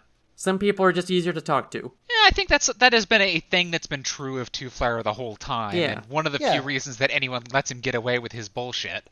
I get it. He seems like a harmless guy who just I think I would talk to Two-Flower. He seems easy to talk to and would be genuinely interested in whatever the hell I was going on about. Yeah. He's just a little guy, and also it's his birthday. I'm just a little birthday boy. Mother, it's my birthday. I want treats. Turns out the real reason this shop exists is because he was cursed by a shitty wizard. A shitty sorcerer, I think. He got on the bad side of a wizard, and he did this thing where, where was it? I think it was a sorcerer, which is a kind of a different thing. Yeah. Or like a sorcerer is like a better wizard or something like that. Cursed. That's it. You see, sir, I can't. I'm under a curse, I am. A terrible thing. He blew his nose again. Cursed to run a shop? Forever, sir. Forever. And never closing. For hundreds of years. There was this sorcerer, you see. I did a terrible thing. In a shop? Said Two-Flower. Oh, yes. I was being racist at Greg's. Racist at Greg's. I can't remember what it was he wanted, but what he asked for it, I gave one of those sucking in noises, like whistling, only backward. He demonstrated. Two-Flower looked somber, but he was at heart a kind man and always ready to forgive. I see, he said slowly. Even so, that's not all. Oh, I told him there was no demand for it. After making the sucking noise? Yes, I probably grinned too. Oh dear. You didn't call him Squire, did you? I may have done. There's more. Surely not. Yes, I said I could order it and he could come back next day. That doesn't sound too bad, said Two-Flower, who alone of all the people in the multiverse allowed shops to order things for him and didn't object at all to paying quite large sums of money to reimburse the shopkeeper for the inconvenience of having a bit of stock in his store, often for several hours. It was early closing day, said the shopkeeper. Oh. Yes, and I heard him rattling the door handle. I had this sign on the door, it said something like, closed even for the sale of necromancer cigarettes. Anyway, I heard him banging and I laughed. You laughed? Yes, like this. Probably not a wise thing to do, said Two-Flower, shaking his head. So, that's wild. Yeah.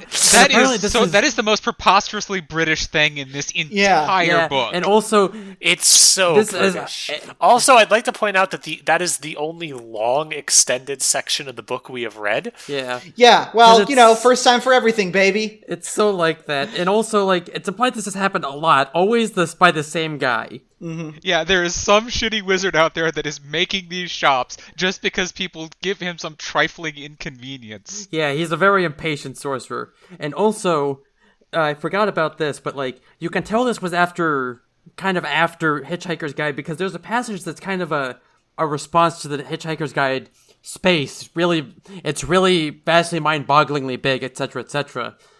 Because here it says, space is not really big. It is somewhere to be big in. Planets are big, but planets are supposed to be big, so that's not really that impressive. Which is a nice comment. Yeah.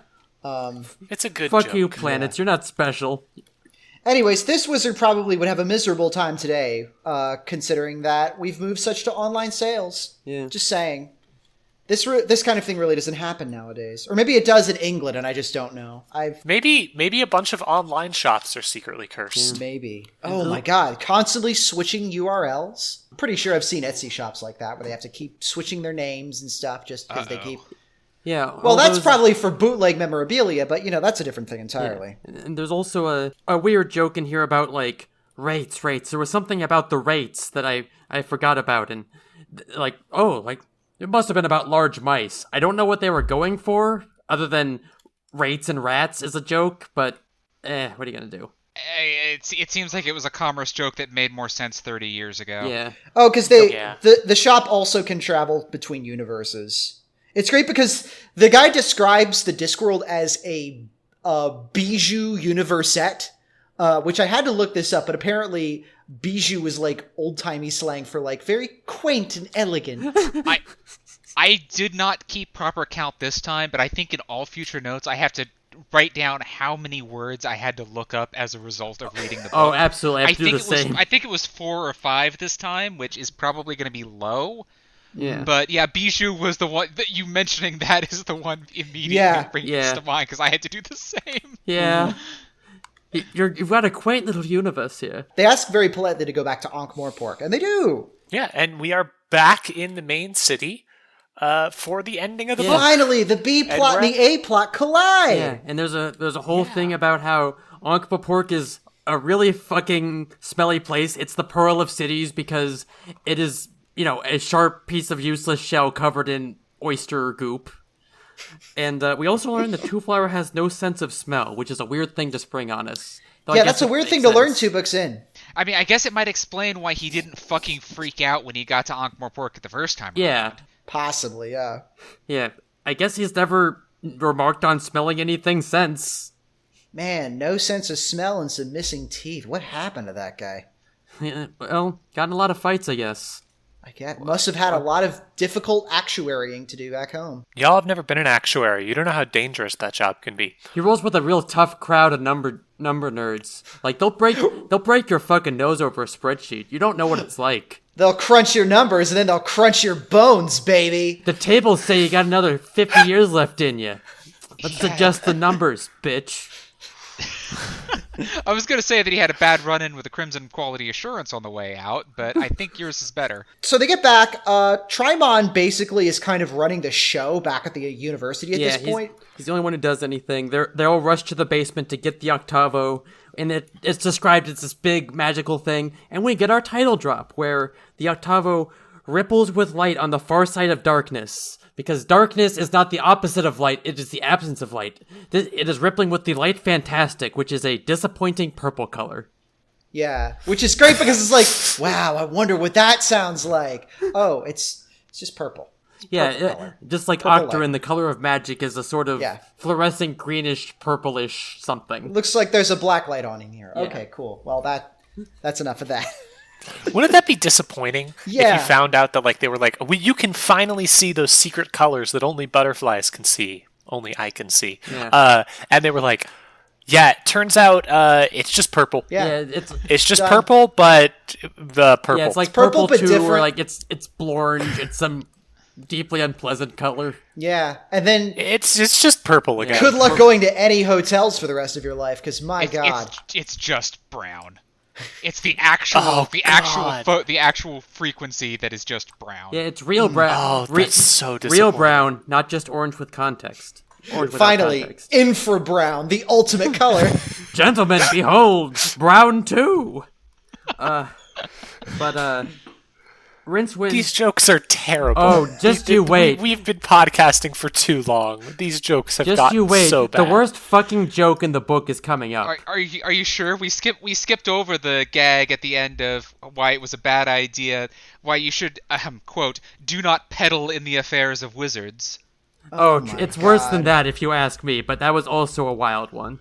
Rincewind leaves the shop. He's like, I'm gonna get to fucking Unseen University. I'm gonna put my spell back in that book because I'm sick and tired of its bullshit.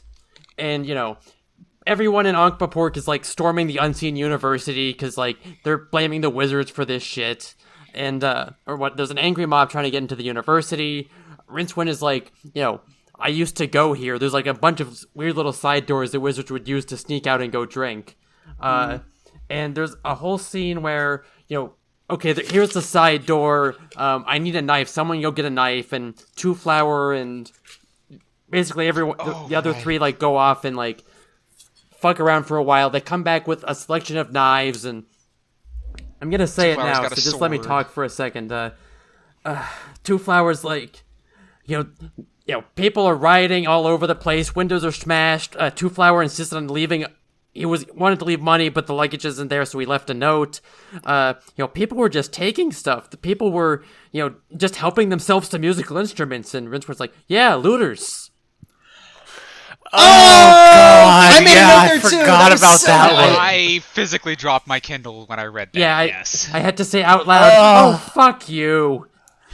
I loved that one. That one was exactly my level of bad joke. It was really good. So good. So good. It was so good. Anyways, they all get into the university. Tryman, basically all the wizards unlock the room where the Octavo is in. They all have their keys. They all get in there. Tryman just kind of like grabs the book, leaves, and locks them in. Yeah, which pretty slick move. Does that is beautiful. Yeah, because like again, none of these other wizards want to do anything. A, because like this is an extremely magical thing. Who knows what it's going to do? And also, they don't really want to work. They're just happy someone else is taking charge. Yeah, they're mostly just want to be lazy, and whenever anyone, I mean, this happens a number of times at Unseen University. Someone shows up and is like, what if we actually did things? And this makes everything worse. There's a reason, like, none of the other, like, super high wizards, like, get names. One of them does, because one of them is, like, Rincewind's old teacher. Yes. Timon leaves with the Octavo.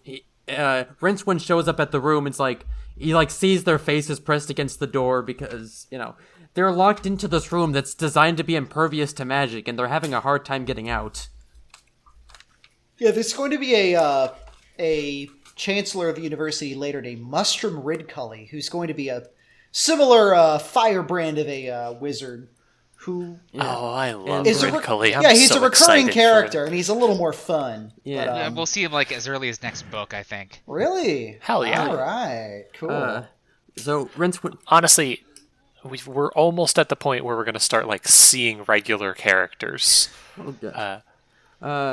I'm excited. So Rincewind... But yeah, they all got locked in a room. Yeah, Rincewind finds the Masters of Magic locked in this room, and he is, quote, grinning like a necrophiliac in a morgue. Oh boy. And he actually manages to do a spell of it under his own power to let them out. He tries really hard, and he manages to bend the lock with his mind to get them out. Yeah, and he nearly dies from doing it. Yeah, he nearly flings his brain out of his ears. Mm-hmm. Well, they did mention, remember in the previous episode, I know that was 2 weeks ago. The simple principle of leverage. Stay with me. Yeah, where if he pulled the rock down and sent the Chancellor flying. Yeah.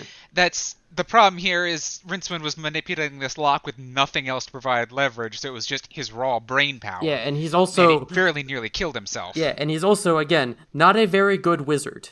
No. Yes. It's implied that, the other wizards, when they come out, they're like, not bad, you could have done it faster. It's implied that, if he was a better wizard, he would have had an easier job of this, which is kind of wonders, what's the point of the fancy-ass locks with the keys on them if any wizard worth their salt can just pick the lock with their mind? Well, I think also it's a joke that, they can only remember him as, the kid who was shitty at magic for when he was in school. So they keep treating him like the kid who was shitty at magic when he was in school and keep negging him on his performance and stuff, which I thought was a funny touch. Yeah, and they make fun of him for getting kicked out and such. And yeah. Maybe if you apply yourself next time, you can do something actually decent. Just saying. And also, I guess the locks being shitty makes sense because there's a whole thing where the gates to the Unseen University are a big, impressive gate that are locked only with magic, which, when the magic fails because, everything else that's going on, maybe we should have also invested in some actual latches. Ah, well. But that would belie mistrust in your own abilities, and who knows what might happen then? It's all this we need this big dick magical gate to show how magic we are. Anyways, Literally, our big dick energy. Iris, you said big dick spell in the last episode, and I keep echoing that semi-intentionally. I'm sorry about the big dick spell comment. So they basically chase Trimon up the Tower of Art, the tallest building in Ankh-Morpork. Yeah, and throughout the book, there's been a thing where, especially around the Octavo, the magic is so strong, it very nearly lets the dungeon dimensions in, which are full of these terrible sort of eldritch creatures who are looking for any excuse to enter our dimension and do terrible shit to it. Mm-hmm. They are the dungeon dimension. As Balina said, they are not good or evil. This is another passage that really stuck with me was, they are not evil. Evil wants the universe because it considers the universe valuable. Devils torture your soul because they consider the soul valuable. This is the horrible gray that simply wants to destroy. And long story short, Trimon got a bunch of that in his head because he got all 7 of the big dick spells, because I don't think they're ever given collected almost all of the 8 Dragon Balls, and he was ready to cast the spell. Yeah, basically, those get in his head. He gets extremely possessed by these dungeon dimension creatures. I do want to point out this is probably coincidence because I'm using an OCR version of the book. Haha! Don't tell anybody I pirated a book that's older than I am. That the moment that Rincewind looks at Trimon and just sees the fact that his eyes are empty holes is precisely 88% of the way through the book. Oh. I thought that was just a very weird coincidence. Ooh.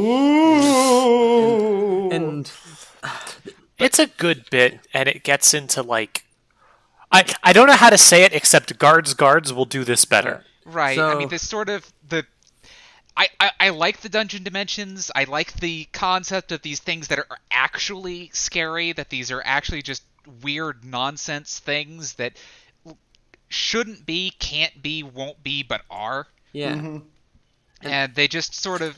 Trimon is brief, at least somewhat in control of himself, he thinks, and he's just crackling with power and bullshit. And for a little while there, the other 7 head wizards are all congratulating him on having successfully read the Octavo, of saving the world, blah blah blah. And blah. then he statue Rincewind just looks at him and goes, "Oh." Yeah. And he does a little ASFR, turns the other 7 wizards into statues.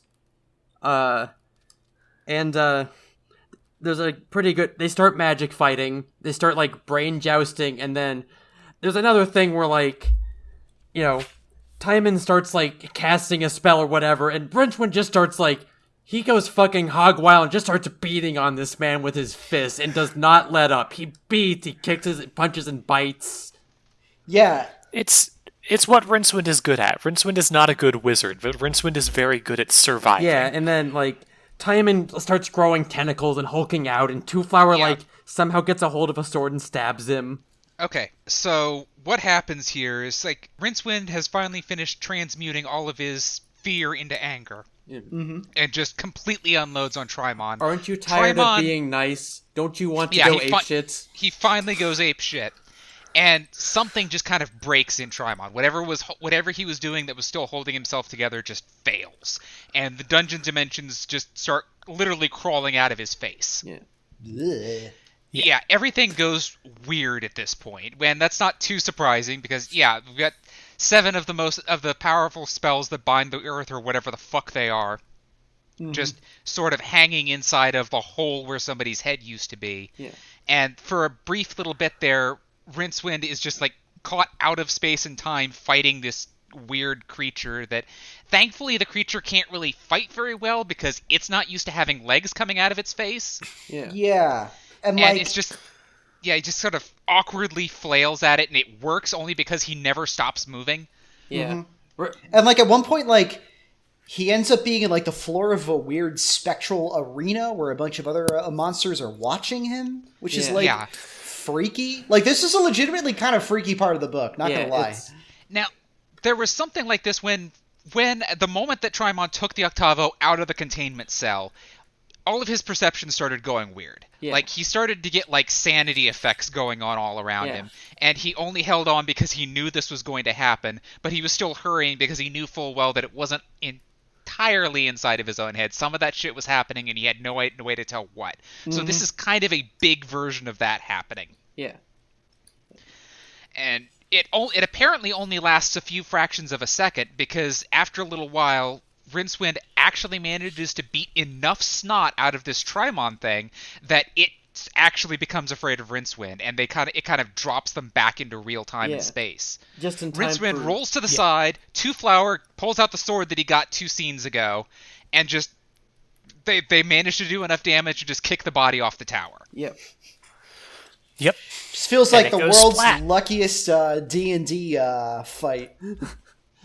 That's really what it does feel like. It feels like a D&D fight where it was like, okay, we have no chance of winning this, but I don't know, maybe we can pull something out. Roll for initiative, Like, get some 20s, see what happens. You know? I mean, they were kind of written into a corner in that respect. They kind of had to get lucky and knock it off the tower. That's the only way this could have happened, because like they didn't have any kind of MacGuffins to fight it with. All they had was just blind rage, and that works in this story. Plus, there's a bit. Sorry. Everyone's got a plan until you bite them in the dick. It's true.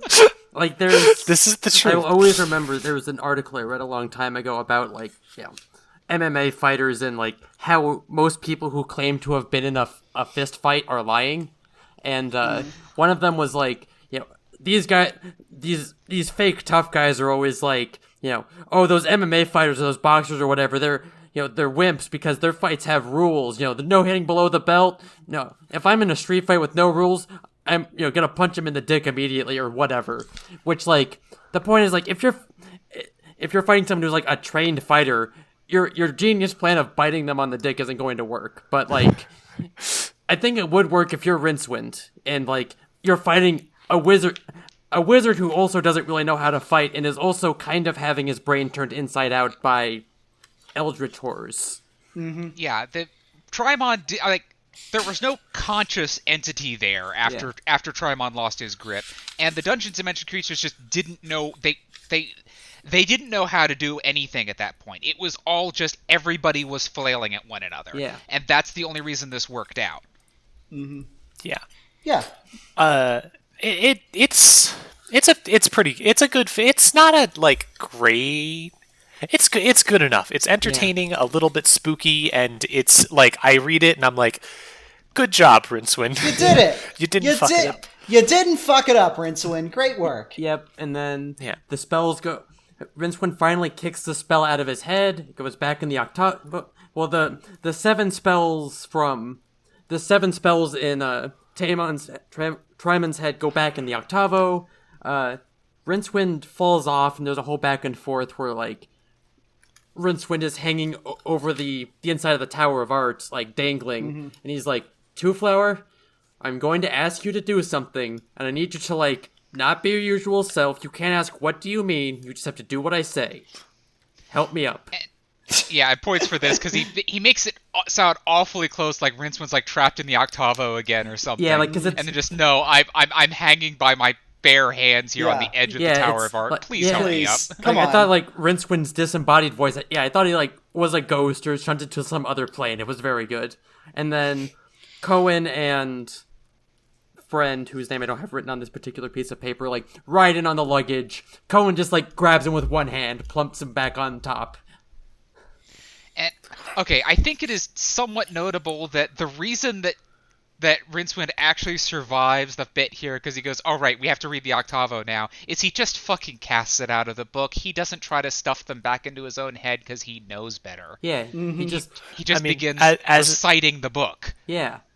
Yeah, they even do the whole bit where, like, he and Bethan argue over the pronunciation. Yeah, because like, he picks up the book, he reads, it's very pretty, the words are all shimmering in rainbow, it's very pretty, nothing happens because one of the words is like this weird off brown, and then he and... Brown too! I told you! Brown too. It's brown too. Yeah. And we found it. So they have to debug it like they're. It sounds an awful lot like they're trying to fix basic code. Yeah, it's really funny how they go back and forth. It was like, no, that's whatever snow runes. You read it like this. No, it's like this. What about like this? And Two Flowers like, is it like that? No, that's ridiculous. Of course it's not like that. And of course that works. Yeah. And then we finally found out what the spells in the Octavo do. Yep. Which is Make some baby turtles. Yeah. I don't actually know what it does. So it makes so there are some moons. There are 7 or 8 moons orbiting around this big red dwarf star, which is described as a beach that the turtle is crawling up on. So the moons are like eggs. And the spell makes the eggs hatch into little baby Atuans. So the spells make the eggs hatch? Because I thought that was an entirely separate thing. No, the eggs hatch shortly after the Octavo does its thing. So apparently the point of the Octavo is to fertilize the eggs, I guess? Yeah, or that makes sense. Or make the eggs... Did Rincewood have sex with the turtle? Oh my god, you're right. I think Rincewind was more like a midwife in this situation, or like a doula. Yeah, like he ferried the fertilization back and forth, but like I think Rincewind is like a fertility doctor, an OBGYN. I guess that makes sense.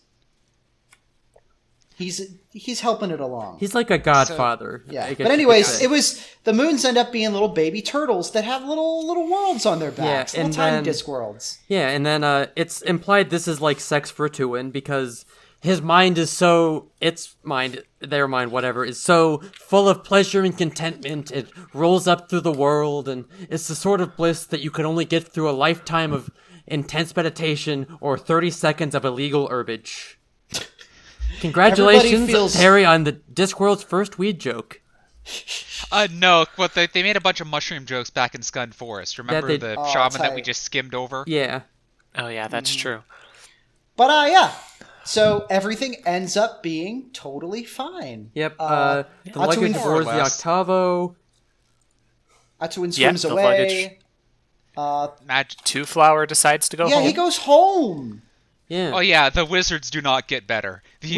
All of the heads of all 8 schools of magic they're fucking dead. They're super dead. They get turned into stone. One of them just gets like fucking dropped off the top of the tower and smashed into gravel. Hey, occupational hazard, right? Yeah. So, I mean, this is normal. They're all going to die. They were all going to get killed if they didn't die. Yeah, so. No one is really, like, concerned about this. It's just, like, I think Two Flower or someone asks, like, are you going to fix them? And they're like, nah. There's a lot of room at the top now. Yeah. Hell yeah. Rincewind actually shows some, agency because he actually helps people clean stuff up. He's actually directing folks. Mm-hmm. He's actually being useful for the rest of the night. Yeah, you can kind of see that he's actually had character growth. Yeah. He's no longer just completely useless and scared of everything and wants to be the shittiest wizard possible. He's he has a little bit of confidence. He wants to do And then things. he and Two Flower go get fucking crunk. Yeah. You get one last joke in there where Two Flower ends up paying his way back out to the Agatian Empire with this.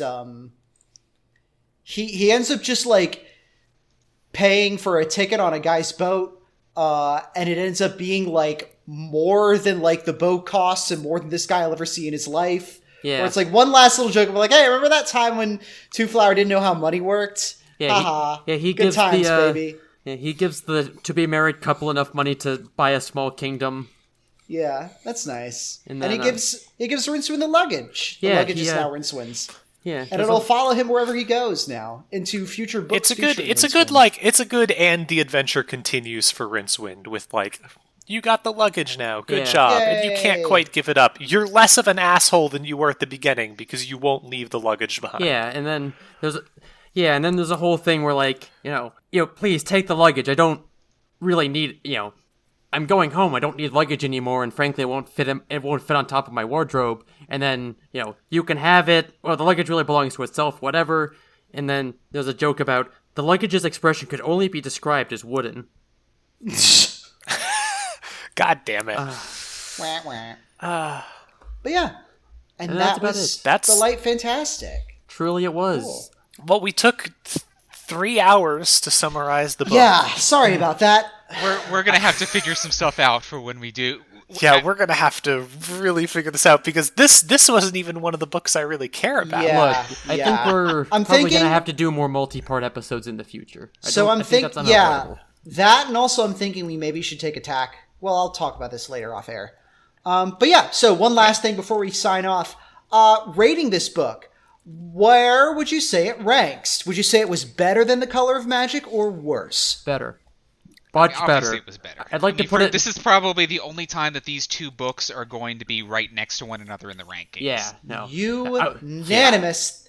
That means congratulations to the Light Fantastic for being our new best Discworld novel we've ever read. Sorry, The Color of Magic, but you kind of saw this one coming. You can't be surprised. Yeah, this was inevitable. I do want to say one thing I wanted to do was just one thing I'm interested in is looking at Discworld on more of like a thematic level, like actually talking about like what it tries to do with some of its themes, what sort of stuff it tries to convey. And I think this is the first book that really does that. The first book is just kind of really nihilistic. Did any of you have any thoughts about that? Because I had a couple. I'm not really sure. Like this one, there was a crisis. The crisis got fixed. I don't know if this one has too much more to say than what I've already said about it. Yeah, I think there was the theme of like, watch out for organized religion, and also, kind of vaguely like, Look at this shitty old boys club. That it's good they're dead. Yeah. It's kind of weird, That's- but Yeah, it makes sense. See, that's what I was thinking. It's kind of interesting how like the wizards are this shitty old boys club, but they're so much less worse than what comes next, which I think is something that happens in a number of the books, and I'm interested to see that more. Is this sort of like, here's a bunch of shitty old men who are just kind of keeping things running in a reasonable way. How does change affect that? How does like the conservative status quo, there's change in both a direction of like things getting better and then change also in a direction of things getting fascist, Yeah. as they always do. Yeah. And looking at those two different angles, I think that's something that comes across a lot. And I was interested to see like glimpses of that here, even in how the wizards versus the shitty villain wizard who I don't even remember the name of are portrayed and such. Oh, He evolves I into sure wonder War what it's Trimon like later. to be betrayed by a powerful business dick while there's a crisis going on. Yeah. Random factoid: the most interesting thing about Trimon is the fact that he's played by Tim Curry in the broadcast version. Yeah, I saw Holy that. shit, really? I'll have to watch that now. Should we watch it together as a podcast thing? Yeah, maybe. Or even as a Discworld appreciation Maybe not as a thing? podcast thing, because we're just going to be rehashing these 3 episodes. Well, yeah, Yeah. but like, you know, Yeah. watch it with the other folks I know who I talk about Discworld with. Yeah. That's fair. I'll watch some of the later Sure. movies. I'll watch Hogfather with people. Now's the season for it. True Although, that. be careful, it's longer than these 2 episodes. Yeah, it's really It's long. fucking long. Anyways, so that's our ranking. But yeah, I just wanted to sorry. really quickly like mention that because it's something I want to do. I want to look at these books as an adult, look at like the themes and Let's- such and what they're trying to say. Let's definitely get into that more in the next episode too, because that one's equal rights, and that one's very much about change, changing versus a conservative mindset. Plus, it's got some of that good gender content, and it's also about more shitty wizards. Though I don't think it centers around. I don't think if Rincewind is in it, he's in it very briefly. No, if I remember. Wikipedia makes it sound like the third Rincewind story is sorcery. Yes, Yeah. he comes back in sorcery, and then Yeah, though- He more might adventures get with him. mentioned, but yeah, it's not a Rincewind Yeah, book. because Yeah. at the end of this one, Rincewind is like, well, I'm gonna go back to the Unseen University. Want to try and be a less shitty wizard. We'll see about that, Bucko. Yeah, But yeah, thanks for listening. Do you mind if we wrap it up here? that makes Yeah, sense. but we're that done. sounds good to me. Right. Well, thanks for listening, everybody. We really appreciate it. Once again, visit our social media accounts at DiscPod on Twitter and at DiscPod at queer.party on Mastodon for all the updates on future episodes. You can also check out our anchor.fm page. That's at anchor.fm/DiscPod. We also are broadcast on iTunes, Google Play, Spotify. Feel free to write us a review, leave us a nice comment. And you can also hit us up on those social media accounts or at disc@hypnovire.us if you have any mail for us. That's DISC @HYPNOVIRUS. Thanks for listening, folks. Do y'all want to plug anything else? No, I refuse to plug anything or admit who I am. You'll have to find out some other way.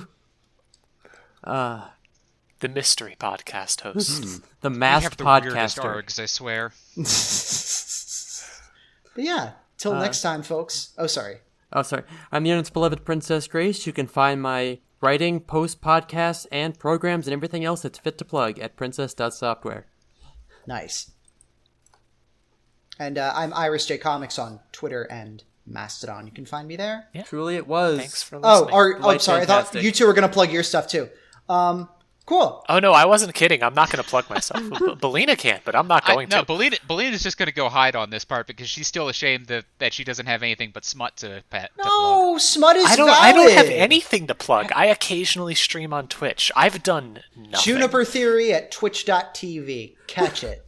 No, I see you were my June, sorry. my beautiful June, you bit. didn't plug anything. But you do some delightful streams. That's fair. Also, Balina's Twitter is Wolf Cow. She does cool writing and smut and stuff. Yeah, It's great. Balina is cool. Yes. All right. Balina's really I wonderful. promise I wasn't fishing for Balina. compliments, but I Yes, but appreciate we'll how give them polite. to you anyways. We're going to jump up into your boat with compliments. You're delightful, Balina. Anyways, till next time, catch us then when we cover equal rights. I'm real excited. Real interesting stuff. Until next time, catch you later. Keep on disking out there.